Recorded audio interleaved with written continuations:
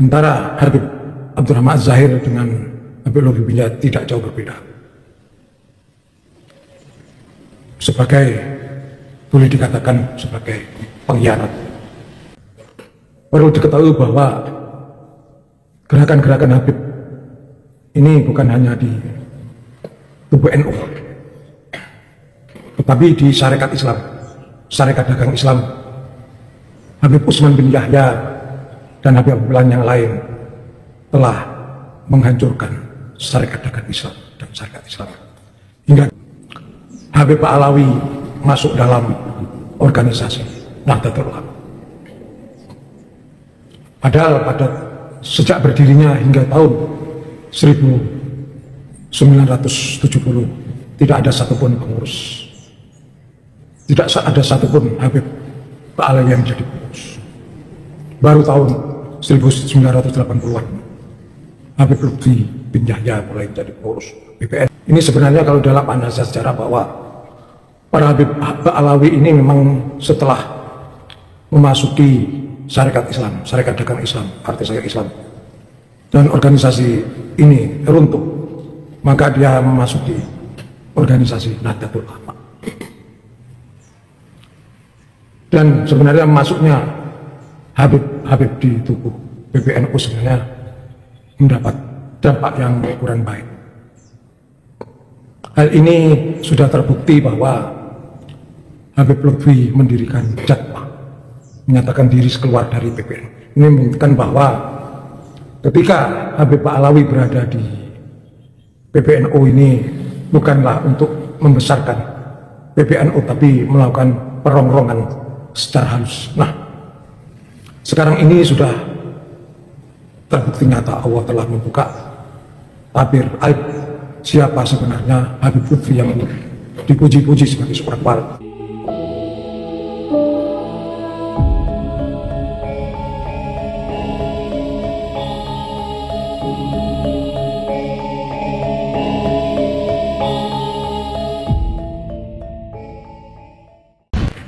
Assalamualaikum warahmatullahi wabarakatuh. Selamat berjumpa kembali dengan channel Husni Mufid. Terlebih dahulu saya mengenalkan diri, saya adalah Dr. Husni MPDI, pemimpin redaksi menaramadinah.com dan sejarawan Surabaya. Pada kali ini saya akan bahas persoalan masalah organisasi Torekot, yaitu Jatmah yang barusan dideklarasikan oleh Habib Lutfi dan Faisal Zaini, Sekjen Jatmah, dan tokoh Ketua Jatman WMKI Halwani dan Profesor Al-Maskur Musa.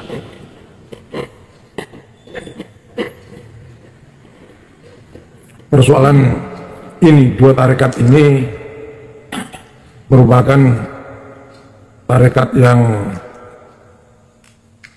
cukup menarik untuk kita bahas. Saya sendiri punya pengalaman belajar tentang filsafat Islam di SWYN Sunan Surabaya dan pemikiran Islam di Surabaya di Pascasarjana YN Sunan Ampel. PBNU mempunyai sebuah banom yang bernama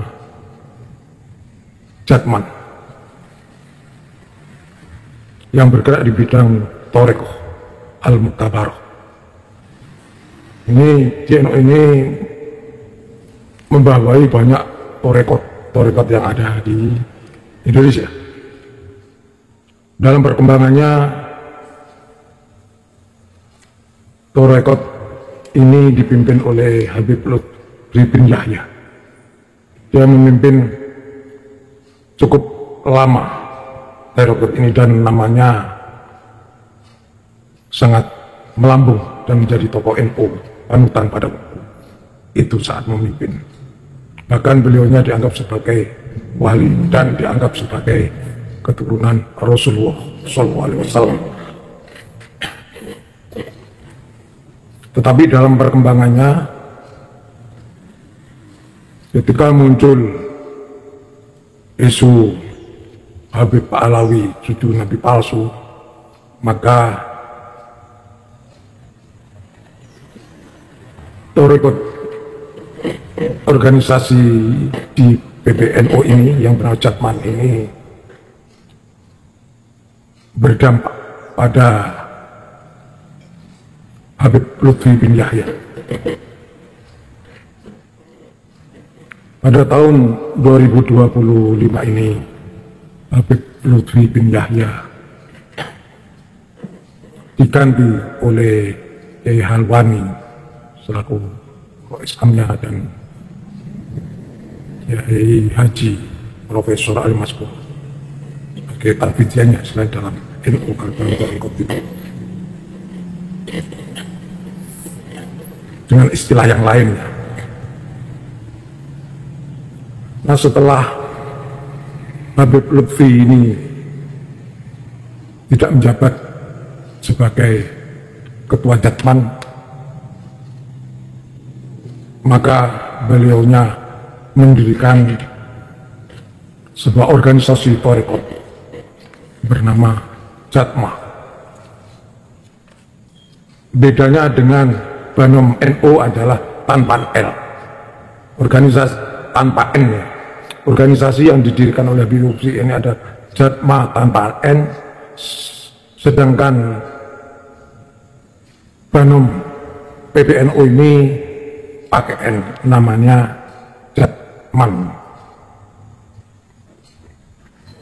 Tidak menjadikan ketua Jatman kembali Habib Lutfi ini karena ada informasi bahwa Habib Lutfi mendirikan organisasi Torikot namanya Atman yang sudah direkomendasi oleh Kemenkumham. Oleh karena itu pengurus PBNU tidak terima dan langsung dan waktu singkat mengganti Habib Lutfi di kepengurusan Jatman. Penggantinya adalah Kiai Haji Halwani dan Profesor Ali Maskur Musa. Lewat kongres yang ke-13. Tapi rupanya Habib Lutfi tidak terima atas pergantiannya, maka dalam waktu beberapa bulan Habib Lutfi mendeklarasikan diri menjadi seorang ketua umum Jatma dengan sekjennya adalah Faisal Jain, Hilmi Faisal Jain. Ini menimbulkan kegaduhan, menimbulkan polemik yang ada di tubuh warga Nahdliyin. Ini menunjukkan bahwa warga NU telah sadar bahwa selama ini telah tertipu oleh Habib Lutfi bin Yahya. Padahal sebelumnya ada isu nasab Alawi, banyak warga NU memuja dan memuji Habib Lutfi. Tapi kini sudah tidak lagi, khususnya dari para NU kultural yang tidak suka dengan keberadaan Habib Lutfi bin Yahya yang mendirikan Jatma Aswajah yang tidak ada kaitannya dengan PBNU. Kali ini pelajaran yang harus dipelajari, pelajaran yang harus diingat terus agar tidak tertipu oleh para tokoh Habib Alawi. Perlu diketahui bahwa pengkhianatan dari para Habib itu bukan hanya pada zaman Habib Lutfi bin Yahya ini berkhianat kepada PBNU dan warga NU dengan memberikan Jatman, tetapi Zaman dulu itu sudah ada seorang Habib, yaitu Habib Abdurrahman Az-Zahir, seorang Ba'alawi yang cukup terkenal di Kesultanan Aceh. Habib ini mengaku dirinya sebagai seorang keturunan Rasulullah, padahal ya tidak.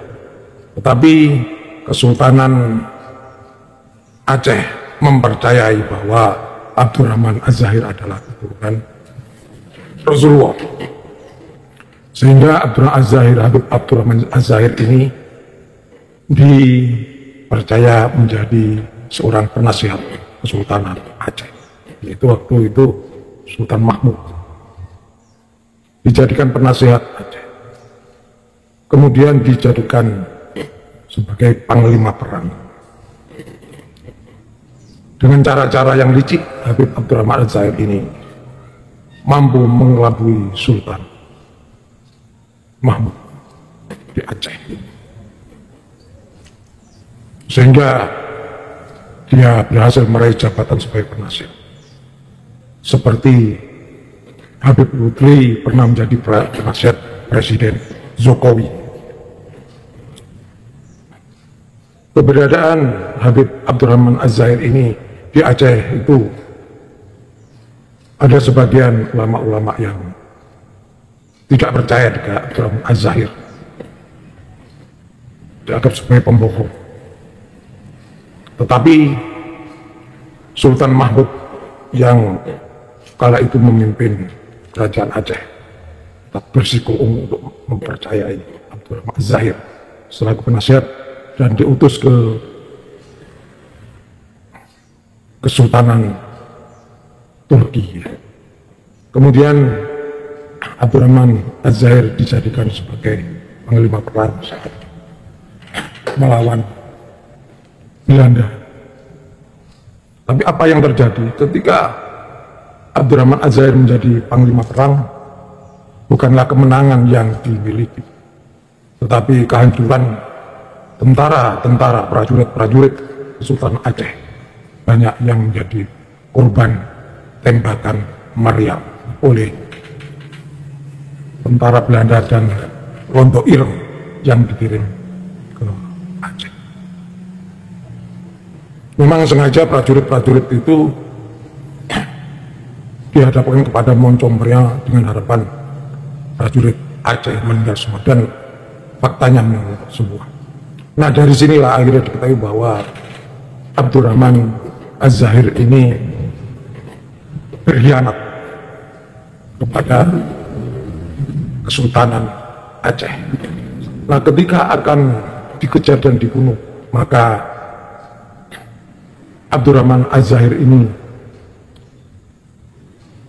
lari ke pihak musuh kerajaan Kesultanan Aceh, yaitu menghadap pemerintahan Belanda untuk mencari perlindungan.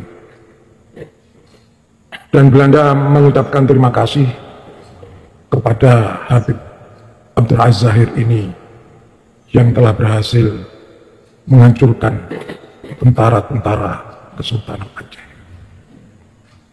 Nah, orang-orang Aceh marah karena ternyata Habib Abdurrahman Az-Zahir ada seorang penginat yang mengaku sebagai keturunan Rasulullah. Nah, pada waktu itu Sultan Aceh tidak tahu bahwa Habib Abdurrahman Az-Zahir ini disusupkan ke dalam Sultan Aceh untuk menghancurkan Sultan Aceh, karena pada saat awal penyerbuan Sultan Aceh mengalami kekalahan. Nah, dengan masuknya Habib Abdurrahman Az-Zahir ini, maka Kesultanan Aceh semakin lama semakin lemah dan banyak prajurit yang meninggal. Mengetahui bahwa Habib Abdurrahman Az-Zahir itu sebagai pengkhianat dan akan dibunuh oleh para panglima Kesultanan Aceh, maka Habib Abdurrahman Az-Zahir melarikan diri, meninggalkan Aceh dan mendapat pertolongan dari pemerintah Hindia Belanda, dipulangkan ke Mekah dan mendapat gaji selama hidup. Ini menunjukkan bahwa Habib Abdul Aziz Zahir ini adalah seorang pengkhianat. Dan ini pula, sekarang di tubuh NU ini ada seorang yang bernama Habib Lutfi bin Yahya yang sudah beberapa tahun menjadi pengurus PBNU sejak tahun 1980-an dan kemudian menjadi OSM-nya Jatman selama beberapa tahun, sekitar 20 tahun. Kemudian keluar mendirikan Jatma. Ini menunjukkan antara Habib Abdurrahman Az-Zahir dengan Habib Lutfi bin Yahya tidak jauh berbeda.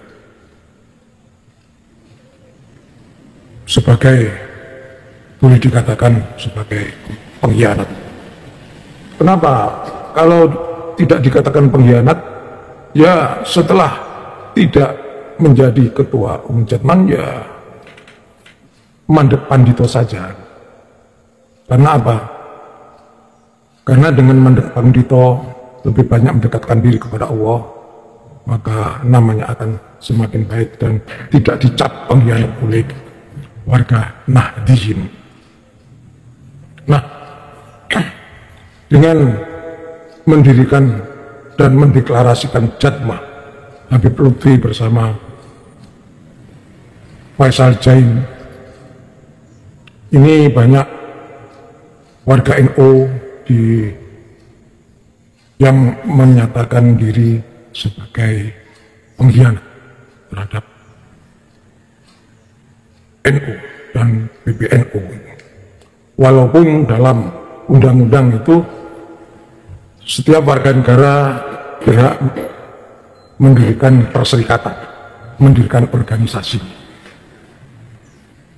Hal ini pun juga tidak jauh berbeda dengan Habib Utsman bin Yahya. Sebelum beliau menjadi mufti, mereka berteman dengan para kiai Nusantara, para tarekat Nusantara, dan mengaku dirinya sebagai cucu Rasulullah. Nah, melihat hal ini, maka Belanda mengajak Habib Utsman bin Yahya untuk menjadi mufti Batavia. Sementara Belanda sebelum mengajak Kiai Haji Imam Nawawi Al-Bantani untuk menjadi mufti, tapi ditolak. Nah, sebelum ditangkap, Kiai Haji Nawawi Al-Bantani pergi ke Mekah untuk menghindari penangkapan dari Belanda. Akhirnya posisi mufti Batavia adalah diduduki oleh Habib Utsman bin Yahya. Sementara Kiai Nawawi Al-Bantani yang sejaman dengan Habib Utsman bin Yahya menolak untuk menjadikan mufti maupun wakil mufti, karena tahu bahwa ada upaya-upaya lirik dari pemerintahan Belanda, dan Kiai Nawawi Al-Bantani tahu bahwa Habib Utsman bin Yahya dimanfaatkan oleh Belanda dan Habib Utsman bin Yahya bukan keturunan Rasul. Faktanya memang benar. Akhirnya apa? Habib Utsman bin Yahya diawali membuat kitab, tapi kitab-kitab yang dikarang adalah menyerang ajaran-ajaran kiai, menyesatkan organisasi Torekot, menyesatkan kegiatan-kegiatan yang dilakukan oleh para kiai, bahkan memfatwa menghalalkan untuk membunuh para pemberontak yang berdiri pada dari kiai. Ini menunjukkan bahwa Habib Utsman bin Yahya telah berkhianat terhadap bangsa Indonesia.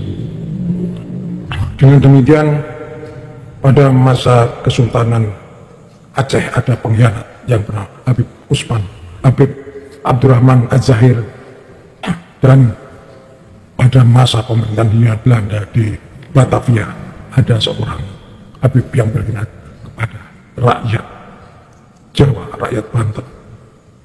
Dan sekarang ini banyak warga NU menganggap Habib Lutfi bin Yahya telah berkhianat kepada PBNU dengan mendirikan organisasi Jatma. Bagi saya sebagai seorang sejarawan yang belajar sejarah Islam, sudah tahu bahwa gerakan-gerakan para Habib itu banyak tidak menguntungkan bagi para kiai-kiai Nusantara, bagi bangsa Indonesia, karena sudah berkali-kali melakukan pengkhianatan. Hanya saja di kalangan pengurus PBNU masih ada sebagian yang mengakui bahwa Habib Lutfi bin Yahya itu masih keturunan Rasulullah. Juga para Habib Ba'alawi itu dianggap sebagai keturunan Rasulullah. Di antaranya yang masih mengakui itu adalah Ketua Roisam Kiai Haji Miftahul Ahyar, bahwa Ba'alawi yang adalah keturunan Rasulullah. Juga Gus Baha tetap mengakui Habib Ba'alawi adalah keturunan Rasulullah. Perlu diketahui bahwa gerakan-gerakan Habib ini bukan hanya di tubuh NU, tetapi di Syarikat Islam, Syarikat Dagang Islam. Habib Utsman bin Yahya dan Habib lain yang lain telah menghancurkan Syarikat Dagang Islam dan Syarikat Islam. Hingga kini Syarikat Islam tidak berjaya lagi seperti masa lalu saat dipimpin oleh Haji Umar Said Cokro Aminoto. Begitu juga Syarikat Dagang Islam yang dipimpin oleh Haji Samanhudi telah hilang gerakannya, hanya tinggal nama. Ya, hal ini tidak lepas kesalahan Kiai Haji Samanhudi yang menggandeng Habib Utsman bin Yahya dalam setiap acara. Dan Habib Utsman bin Yahya ditunjuk sebagai seorang Habib untuk berbicara di depan seluruh anggota Syarikat Dagang Islam. Apa yang terjadi selanjutnya? Syarikat Dagang Islam hilang, tinggal nama. Demikian juga Syarikat Islam pun penasihatnya juga dari Pak Alawi. Akhirnya apa yang terjadi? Syarikat Islam hanya tinggal nama. Kini Habib Pak Alawi masuk dalam organisasi Nahdlatul Ulama. Padahal sejak berdirinya hingga tahun 1970 tidak ada satupun pengurus, tidak ada satupun Habib Ba'alawi yang jadi pengurus. Baru tahun 1980-an Habib Lutfi bin Yahya mulai menjadi pengurus PBNU. Kemudian pada masa sekarang ini, pada pemerintahan Vidya, Haji Yahya Stakuf dan Roisam Haji Miftahul Ahyar, ada 9 orang Habib Ba'alawi masuk dalam kepung PBNU. Ini sebenarnya kalau dalam analisis sejarah bahwa para Habib Ba'alawi ini memang setelah memasuki Syarikat Islam, Syarikat Dagang Islam, Partai Syarikat Islam, dan organisasi ini runtuh, maka dia memasuki organisasi Nahdlatul Ulama. Dan sebenarnya masuknya Habib di tubuh PBNU sebenarnya mendapat dampak yang kurang baik. Hal ini sudah terbukti bahwa Habib Lutfi mendirikan Jatma, menyatakan diri keluar dari PBNU. Ini menunjukkan bahwa ketika Habib Ba'alawi berada di PBNU ini bukanlah untuk membesarkan PBNU, tapi melakukan perongrongan secara halus. Nah, sekarang ini sudah terbukti nyata Allah telah membuka tabir aib siapa sebenarnya Habib Lutfi yang dipuji-puji sebagai seorang wali dan sebagai seorang ketua sufi dunia. Tapi sekarang kondisinya mengalami kehancuran kewibawaan. Allah lah yang membuka tabir ini, mengingat sebagian pengurus PBNU masih menganggap Ba'alawi adalah keturunan, padahal ya tidak, tetapi keturunan Antek Belanda dan tes DNA sebagai keturunan Yahudi Ashkenazi. Bila dirunut dari sejarah yang lalu, memang Raja Sulaiman, kalau orang barat menyatakan Solomon ini pernah mengirim Yahudi Ashkenazi ke daerah Yaman Selatan, yaitu di daerah Hadramaut, untuk dipekerjakan sebagai penambang emas dan perak. Nah, penambang emas dan perak itu kemudian dikirim ke kerajaan yang dipimpin oleh Nabi Sulaiman. Makanya pada zaman itu bahwa kerajaan Nabi Sulaiman adalah kerajaan yang terkaya di dunia. Nah, Yahudi Ashkenazi kemudian dalam perkembangannya masih tetap berada di Hadramaut. Oleh Belanda kemudian dibawa ke Indonesia dengan label sebagai cucu Rasulullah untuk menaklukkan bangsa Jawa, bangsa Indonesia dengan cara-cara pendekatan agama. Dan perlu diketahui bahwa Al-Mujahid Muhajir ini sebenarnya tidak pernah tinggal di Hadramaut. Ini buktinya adalah makam beliau adalah di daerah Irak. Dan cucu-cucu Rasulullah itu tidak pernah ke Hadramaut. Hadramaut itu posisinya adalah di Yaman Selatan. Yang benar, cucu Rasulullah itu adalah pergi ke Yaman Utara, dan bukti-bukti sekarang masih ada di sana banyak makam-makam keturunan Rasulullah. Dan di Yaman Utara itu ada namanya suku Houthi, itu masih keturunan Rasul.